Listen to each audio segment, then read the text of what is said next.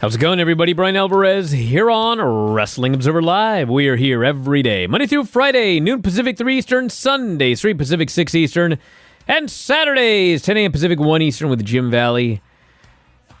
It is Friday on the show. You know what that means. We got Smackdown tonight. You'll never guess what is scheduled for Smackdown. But first, from the front page of WrestlingObserver.com, the wrestling world is mourning the passing of Adam Briniarski, wrestled as the Royal Stud Adam Windsor at just 41 years old. Slam Wrestling reported he died due to a heart issue, the details of which are not known. Born in England, trainee of Neil Adams, Dory Funk Jr., top star and champion in his Florida-based Bang promotion from 99 through 2005. Also champion of the NWA Florida promotion run by Howard Brody. Later married Jade Adams, the daughter of Chris Adams and Jeannie Clark. Neil was Chris's brother. They had 3 children. Worked 3 WWE Florida house show matches in 2001. Had 1 match in the then NWA TNA, in addition to NWA Wild Side. Dave Meltzer wrote after his original training and Funk Jr. putting him over as a local champion. By 2002, he became a coach at Funk Jr. School. Producer of a local television show, was co-booker of the promotion until the two split up in 2005. Funk Jr. got him some outside dates during that period, including a match in Calgary for Stampede Wrestling Revival promotion in 2002, where Funk Jr. at the age of 61 teamed with Windsor against Teddy and Bruce Hart. I had not heard his name in a long time. Turns out his last match was back in 2011, but certainly heard the name Adam Windsor a lot in the early part of the 2000s. No details as noted, but a heart issue, 41 years old. So all the best to his friends and family. And if you have anything you want to write about Adam Windsor, you're welcome to do so. 425-780-7566 is the phone number, 425-780-7566. Text messages only. Do not call that number. Bryan at WrestlingObserver.com, at Bryan Alvarez on Twitter. Back in a moment with Mike Sempervive, the news, and more. Observer Live. Back in the show, Bryan Alvarez here, Wrestling Observer Live. Mike Sempervive, also of WrestlingObserver.com. Well, does anyone want to guess what they're advertising for SmackDown tonight? Anybody? Can I go out on a limb? Go for it. Contract signing? A contract signing has been added to tonight's SmackDown. Head of WrestleMania Backlash, tonight's SmackDown will feature Charlotte Flair and Ronda Rousey taking part in a contract signing for their match at the pay-per-view.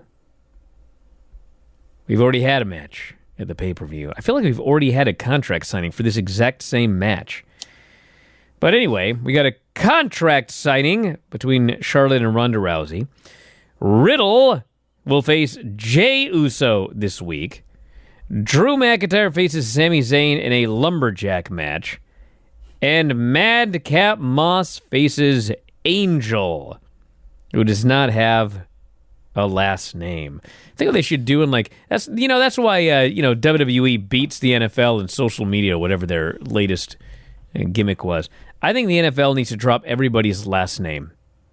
All the players need to only have a first name. That, I think, is what the NFL is needed, and the NBA as well. Can you imagine? I mean, actually, it's true.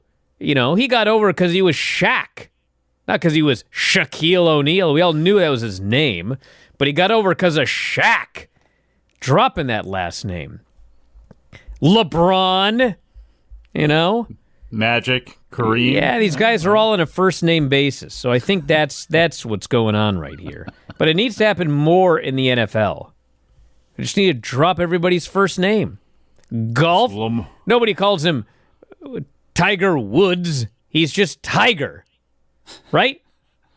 Yeah, but how would Gronk? that work for all the people out there? Just it's you got multiple Mikes and Peters and things like that. Multiple Bryans. Are you going to insist now everybody also have a unique way to spell their name to differentiate themselves from all the others? If there's multiple Bryans on a team, one of them's got to just change his name. That's all true. there is to it. That's true. It's how Lance Cade became Garrison Cade, because Lance Storm was standing in his way with his first name. See, Larry Bird, for example, would have been much more famous if he was just Larry. Larry? Yeah. Yeah, but then hey, what are you doing Saturday afternoon? Let's sit down and watch Larry. Yeah, but maybe somebody might think you want to watch like Three's Company and like Larry hanging out with Jack at the Regal Beagle. Won't this cause confusion in the marketplace? I don't know. Or Bird. They could just call him Bird, But not Birdman. Hey, I'm going to get some tickets to go see Bird. Bird. Are we going to the zoo? No, basketball game. Bird is playing. Oh, okay. Wow. Anyway, let's get to the actual news here. More important than everyone's names. It's a slow news day. FTR, there's a lot going on with this FTR thing. FTR says they pitched the idea of facing each other in an Owen Hart Foundation tournament qualifying match, but are not interested in ever breaking up their team. Appearing on the 300th episode of the Wrestling Perspectives podcast, Cash and Dax spoke about having to fight for being able to face each other in the tournament. It was our idea, Harwood said. We had to fight for it, but that was completely our idea. We've always wanted to have a match, but we didn't want to just have a match just to have a match. There had to be a reason. And this is the perfect reason to do it. The Hart family means a lot to both of us personally and professionally. And so being able to show respect to Owen Hart and his whole family, what better way to do it than allowing the two biggest Hart family fans in the world to compete. I like how everybody thinks they're the biggest Hart family fan. And by the way, does anyone not know the finish of that match? I'm not going to say it here, but I think it's patently obvious what's going to happen. And then he discusses more about how they don't want to break up and et cetera, et cetera. And then, of course, there is this. Bret Hart is believed to have signed a deal with WWE that prevents him from appearing in AEW. Hart is advertised to be in FTR's corner for a big-time wrestling show on June 10th. He is not expected to play the same role in AEW, however. Our own Dave Meltz reported in Friday's Observer newsletter, Hart is believed to have signed a deal with WWE that prevents him from appearing in AEW, but allows him to take independent bookings. The reason this is on an indie show and not AEW is that those in AEW are of the belief that Hart quietly signed a lucrative WWE deal that would ban him from appearing on AEW shows. But he is allowed to do indie shows, so that loophole allowed this to happen. So yes, AEW announced an Owen Hart Foundation tournament. They had all of those teases on television about Bret Hart, and so WWE threw a bunch of money at him. And more power to him. I mean, That's the game. It's business here. I mean... And they don't need him to be there to celebrate Owen Hart. This is about Owen Hart, the foundation, Martha, her kids, what they are doing. Everybody else, it would have been nice if he was there, but that's okay. This is about Owen anyway, and I don't blame Bret. I don't blame WWE, or really anybody. Any of these parties here, they all are individuals who do have themselves to look out for. FTR's with AEW for quite a while now. I believe at least a year to 2 more years. I think they got another year and then a 1-year option. And there was that story out a week ago about how WWE was really interested in FTR. I was like... Yeah. I mean... Somebody... what's so funny about this story? I mean, There's a lot of things, but... Yeah. So they had FTR. FTR was in NXT having incredible wrestling matches. FTR gets called up to the main roster. Their gimmick is that they are wrestlers. WWE has no clue what to do with them. They had that thing on that one show where they were humiliated by DX or whatever, just taken off television. They just desperately want out.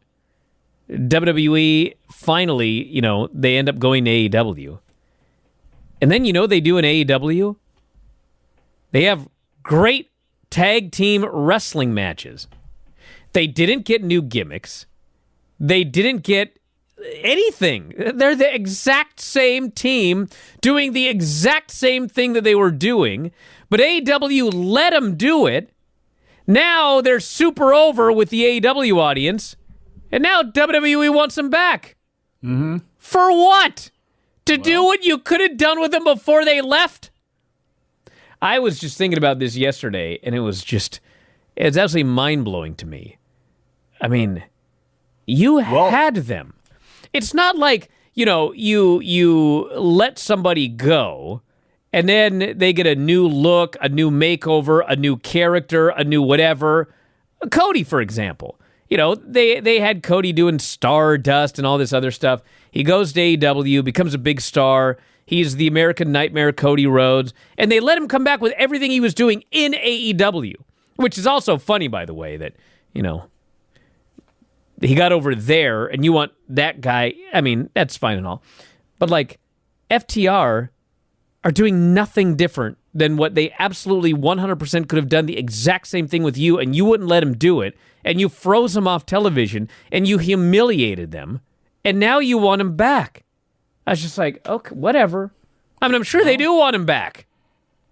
But this is why it is no matter what they do with Cody, because you talked about that, how important it is that they treat Cody in trying to bring over other people. And you are right about that, but there's also the underlying piece of, if they want you back and they point to Cody and say, see, everything's going to be fine. No, it may not be for you. And with FTR, with the type of wrestlers that they are, the fact that they are wrestlers, not sports entertainers, and that's the whole part of it, that's only going to go so far. So they are far better off where they are, and they're another group now that things are opening up worldwide. I don't know how much they would like to travel.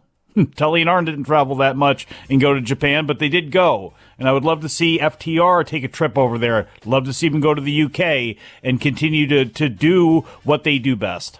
Back in a moment, Observer Live. Back in the show, Bryan Alvarez here, Wrestling Observer Live. Mike Sempervive, also of WrestlingObserver.com. Dynamite Wednesday, 930,000 viewers, down 4.8% from last week. As far as total audience, it was the second lowest of the year, 18 to 49, however, 0.37, same as last week, and most watched show on cable excluding the NBA, because the NBA is killing every show. Dynamite's numbers were even with last week in most categories, so compared to the same week in 2021, down 15% in viewers, but steady in the 18 to 49 demo. So that's the update on the Dynamite numbers. Darius Martin, out of action for quote, a lengthy period due to injury. According to a report from Fightful Select, 22-year-old sustained a leg injury fairly recently. The nature of the injury not currently known, but he will be out a significant amount of time. Second time in 14 months he will have been sidelined for an extended period of time. February of 2021, he suffered a torn ACL, just returned on March 2nd, so it's been about 6 weeks. And actually, his last match was on April 15th, so it was about 5 weeks before he seriously injured his leg again. So best of luck with him, and that's the update there. And also, the Observer this week noted that there had been talk of Daniel Garcia joining the Blackpool Combat Club. However, Chris Jericho personally picked Garcia to join the Jericho Appreciation Society, and so that's how he ended up with that group. If you recall, Daniel Bryan and Jon Moxley, Bryan Danielson, had been talking about wanting to form a faction, and they had thrown out various names, including Wheeler Yuta. And one of those other names was Daniel Garcia. So, I have no idea. I mean, I have no idea if it would have been better if Garcia had been with the Blackpool Combat Club and Wheeler Yuta had been with the Jericho Appreciation Society. But I do both of them with the Blackpool Combat Club and somebody else with Jericho that would have probably gelled better. Well, although I'll say this. Well, hold on. Here's the thing. Good. Daniel Garcia's game should come up. I think that Daniel Garcia's style works better in the Blackpool Combat Club based on what he had already been doing. However, the idea that you've got a guy like Daniel Garcia who just does a total, shoot style, pro wrestling style, plain trunks, plain boots, plain hair, like plain everything. And he's the guy in the group that brags about being a sports entertainer and not a wrestler. Well, I like it. So I think it's working out. It should, yeah. I mean, his sports entertainment aptitude should go up being around Chris Jericho, that is for sure. But, yeah, I mean, I don't know. I guess it's 6 of one, half a dozen of the other. As long as they're featured more, both he and Utah, that's going to be good. Lee Moriarty, got some shine this week before getting beaten up by the rest of the Blackpool Combat Club. But he's another one in that, realm of guys to keep an eye on as they continue to move forward. All right, we're going to go through all of the feedback. I may even open up the phone lines in the final segment of the show. Been a long time since we did that. That would be fun. 425-780-7566 is the text message line. Don't try calling yet. I'll open up those next.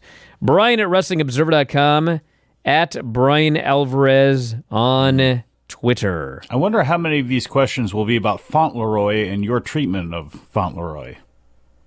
None. I treat him great. Bryan, did Bret Hart sign a new contract? Yeah, we just talked about that. That came in. I got a better question for you. Bret versus Shawn. All this stuff right now taking place. Everybody loading up behind Bret Hart. You don't find many Shawn Michaels backers anymore when people ask who the greatest of all time is. What are you talking about? You hear a lot of people saying that. Really? Yeah. I don't know. Everybody seems to be talking about Bret right now. Yeah, the Owen Hart Cup tournament is coming up. And you've got CM Punk and FTR doing a bunch of matches. Uh-huh.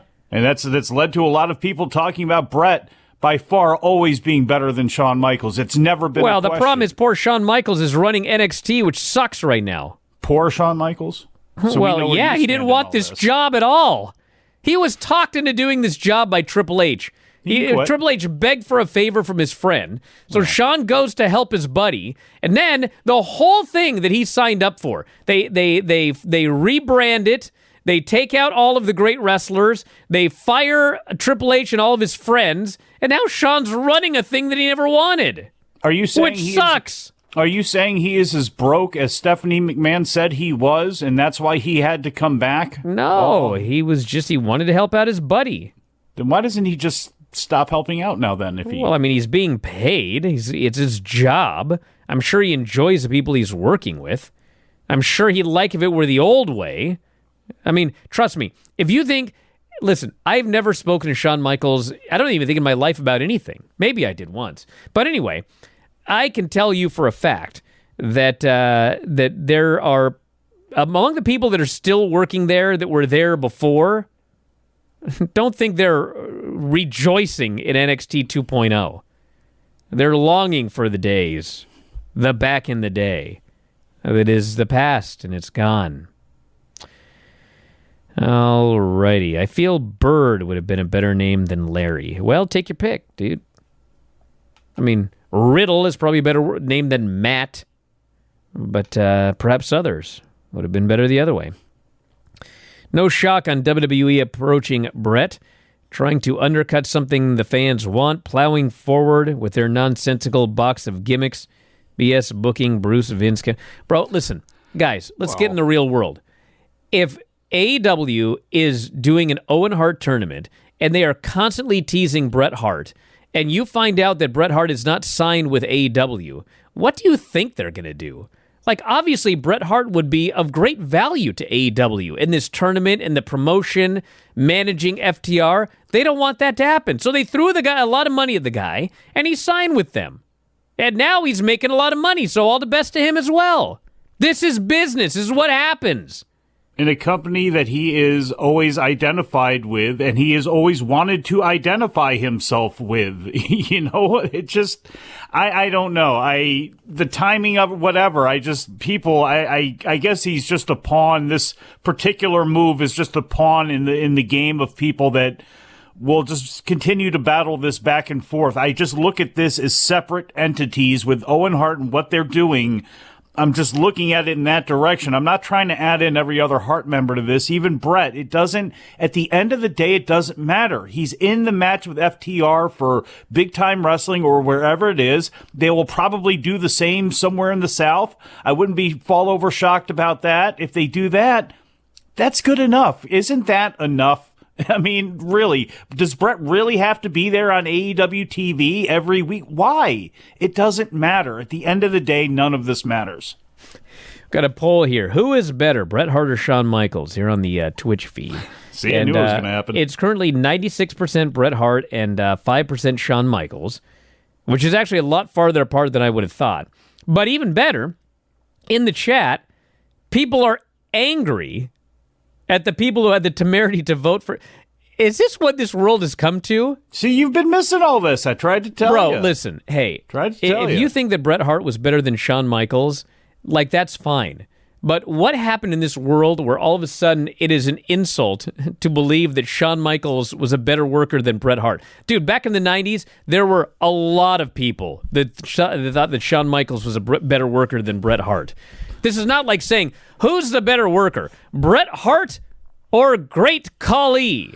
And then you're like, who voted for Khali? That I can understand. But we're talking Bret Hart and Shawn Michaels here. You'd always get egghead Japanese guy in there, too, where it's like, well, you're both wrong. It's Misawa. Or somebody like that, where it was just That's come on, man. Stop muddying the whole thing. Oh, now the Shawn Michaels votes are all coming in. Are you going to blame me for skewing the poll now? WWE FTR thing bots. Is like when a child... for Shawn Michaels. WWE FTR thing is like when a child doesn't want to play with their toy until they see some other child playing with their toy. Well, like I said, I'll give you a great example. It's a lot of business right there. I realize he didn't do a great interview the other day, but if you guys ever saw Juice Robinson when he was in NXT, and he was named after Pamela Anderson's character on Baywatch. I don't even know why. Parker. And then he went to New Japan, and it was like a total transformation. I mean, way more charismatic, way better worker, way better matches. Everything about him was multiples better when he went to New Japan. If they would have saw him and went, God, we want this guy back. This guy's great. That's one thing. But there was no gimmick change. There was literally, they are doing exactly what you didn't want them to do when you had them. Now you want them back? Well, I mean, bro, if I ran the place, I'd want him back too, but I'm just baffled. Like, what are you going to do when you get him? Do you remember when they wanted the Young Bucks? Remember that? That's totally different. They didn't have the Young Bucks before. They had the same team doing the same thing with the same look and the same gimmick. They did nothing with them. Now all of a sudden they want to do something with them? Well, why didn't you do something with them in the first place? Same philosophy, the same reason you would never sign those guys. You didn't want anything to do with them. You can't teach them anything. They're this, that, and the third. But, now we want you. Look, you know what this is. It's business. It's pettiness. It's trying to get one over. It's just basically trying to hurt the other guy. And I don't think FTR is down with that. Back in a moment, Observer Live. Back in the show, Bryan Alvarez here, Wrestling Observer Live. Mike Sempervive, also of WrestlingObserver.com. If you'd like to give us a call here today, the phone lines are open, 844-913-2727, 844-913-2727. And in fact, the phone lines, here we go. Tony, you're on the air. What's happening? Bryan, Mike, what's going on, guys? What's up? Hey, so before I get into my main point, I want to give AEW some credit with Satnam Singh. They at least used his real name when they listed his accomplishments. They didn't give him a fake name and say he was drafted by the Dallas Mavericks like they did with, what's his name, Damon Kemp, Gable Stevenson's brother. That's good. Yeah. The other thing is, seriously, when it comes to NXT 2.0, I personally, this is my personal opinion, Bryan, I know you have your opinion on it, but I don't think it should be on television anymore. I think that they should really just move it back to the network because you really can't get any emotional investment in characters that are just going to get new gimmicks and get new name changes constantly. There's no real point in watching it if it's just going to be like OVW when it was on some local Kentucky station in the mid-2000s. I just don't think there's any value of it being on television when it could just go back to the network, and I just want to get your thoughts on that. Well, bro, there's a big problem with your theory, brother. And that is the reason it's on the USA Network is because they're making $30 to $40 million a year for it. And on Peacock, they already got their money. It doesn't matter what they do. When they're going to promote a pay-per-view and they do all their angles and everything, you're like, I don't care. I mean, they don't care either. It doesn't matter. if you and 100 of your buddies sign up for Peacock, WWE sees none of that. They got paid up front. So if they take it off television and they put it on Peacock, they're just out $30 to $40 million a year. They get no extra money for people watching it on the network. So, I mean, at the end of the day, this is all about money. That's it. It's all about, we need to make the most money. Are we going to make more money with Raw at 2 hours or 3 hours? The question is not, is Raw going to be better at 2 hours or 3 hours? Raw will be better at 2 hours, but they make more money at 3 hours. So we suffer through 3-hour Raws. We got a developmental show, which, by the way, when you mention OVW back on those Kentucky stations, those developmental shows were multiples better than these NXT shows. Yes. These people are so green. The booking is whatever. But they're making $30 to $40 million a year, and so that's Bryan, why they're you know on what the big television. difference is?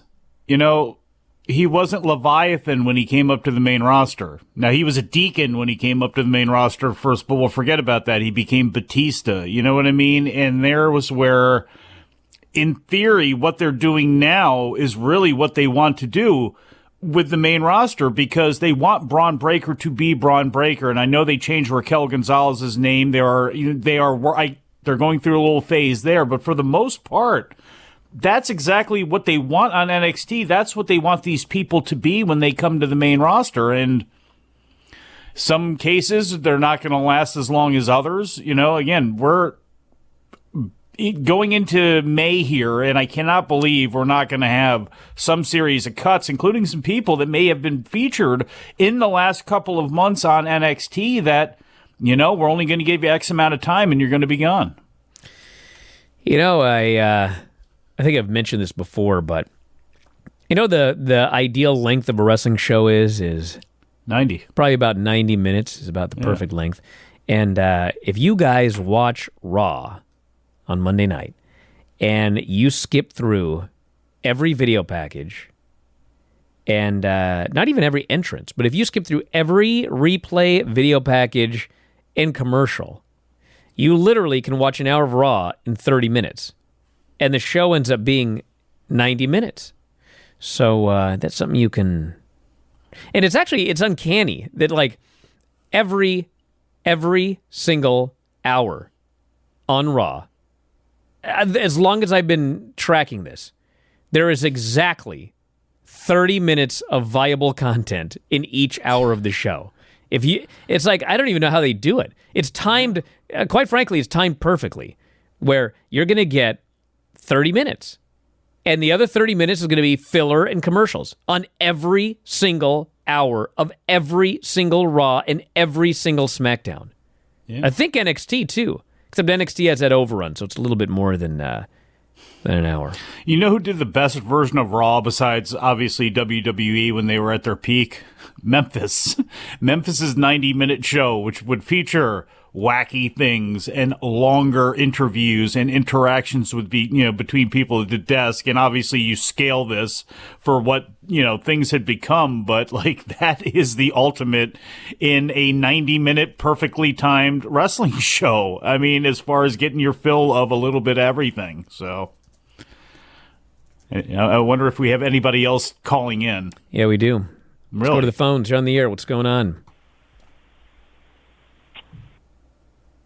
Hello? Going once. Yes, what's up? Hey, how's it going? Good. It's going.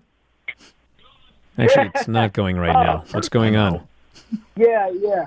No, really fast. I would just like to talk about how great they really put the cap on the story of the Blackpool Combat Club.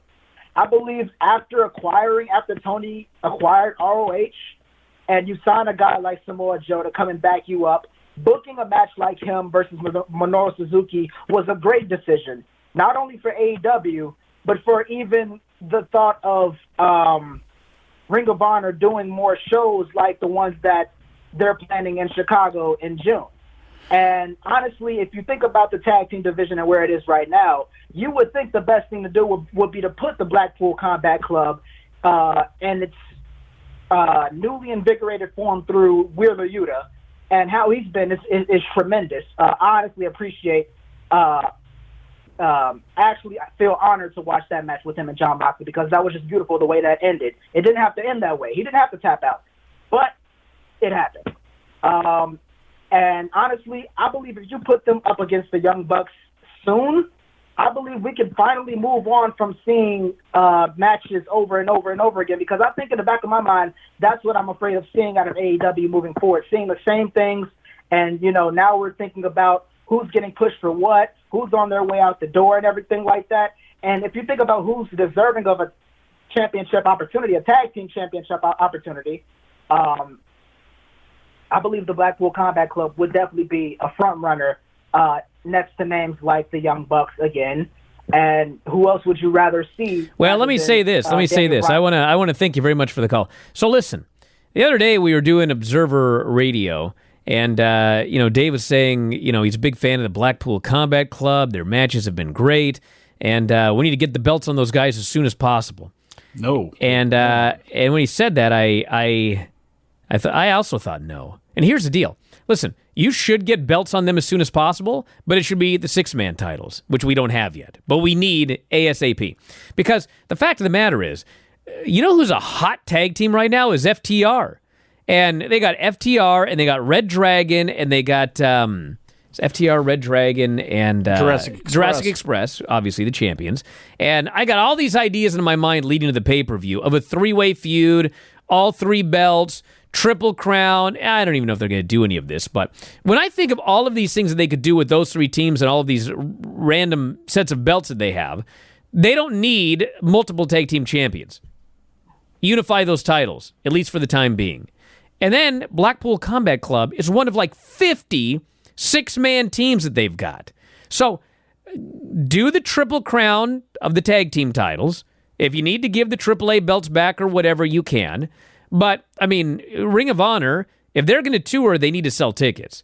So I don't see any reason why FTR can't be regulars on Dynamite and also do matches in Ring of Honor as the Double Crown champions or Triple Crown or whatever.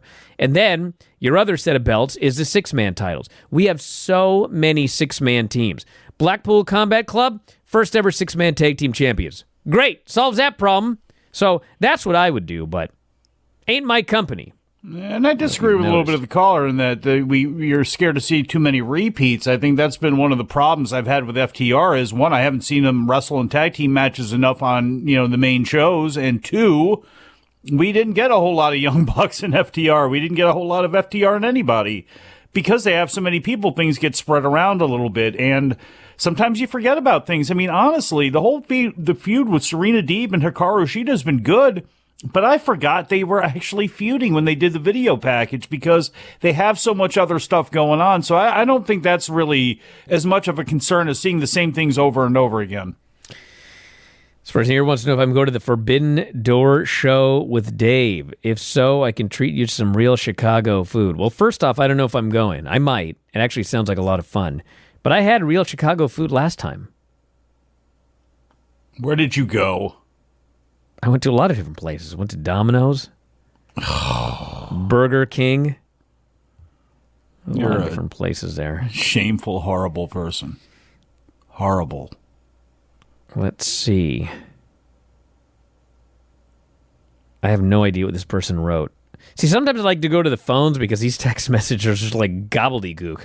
It's like they... You know what I hate about phones? What's that? God. It's been a long time since I've gone off on something. And it's weird. It's weird because I just hate phones. So, I got the phone. You can type on it, write a text message. It's got that stupid keyboard. Oh, one of those newfangled ones, yep. Yeah. And this stupid, absolutely stupid autocorrect. Okay? But you know what's worse than autocorrect? When it doesn't autocorrect. Driving you crazy? I hate them both. Never in my life have I ever wanted to use the word ducking.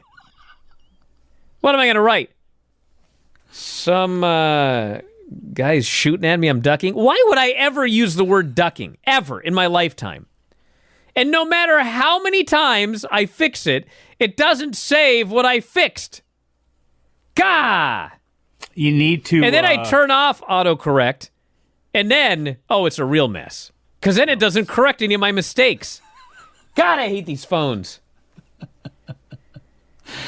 Oh man, I could go on. I think if you put those words as a contact, it will make it much easier, and it won't autocorrect. That's in a bunch of my contacts. That doesn't work.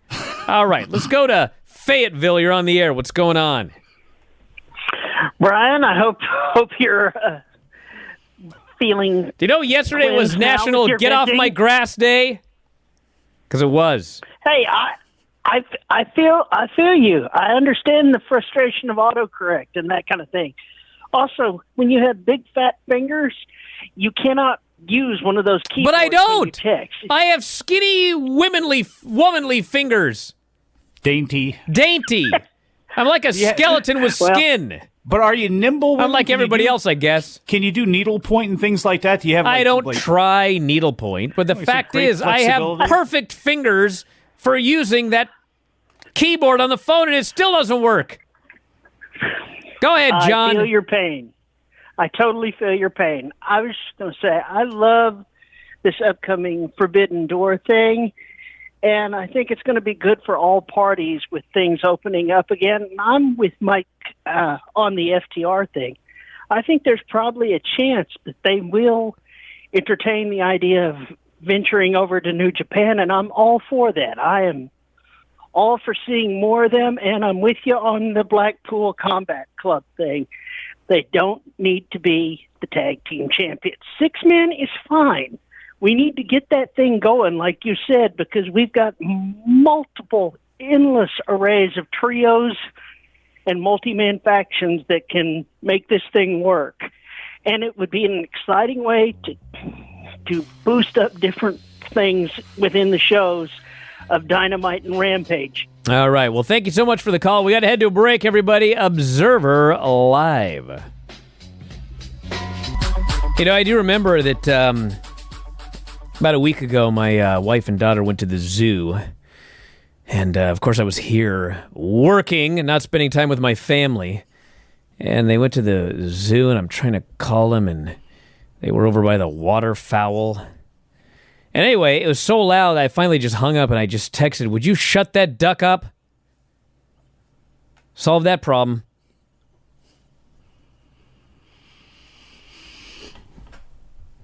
So, hey, we got more.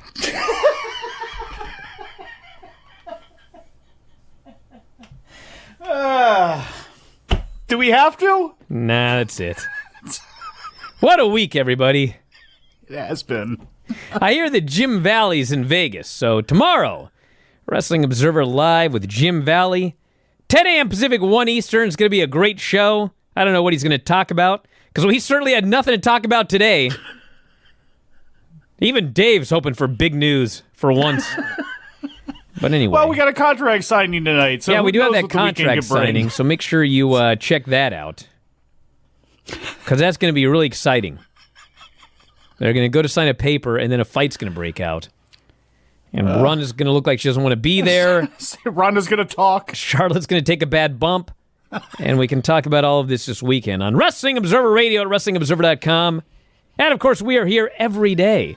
Every day. Monday through Friday, noon Pacific, 3 Eastern. Sundays, 3 Pacific, 6 Eastern with Andrew Zarian. And Saturdays, 10 a.m. Pacific, 1 Eastern with Jim Valley. So check it out, everybody. Don't forget your cameos. F4W Online is Earth Day. What better day to get a cameo than Earth Day? And that's it. Thanks, Mike, as always. Callers and listeners over at the studio. We'll talk to you next time. Wrestling Observer Live.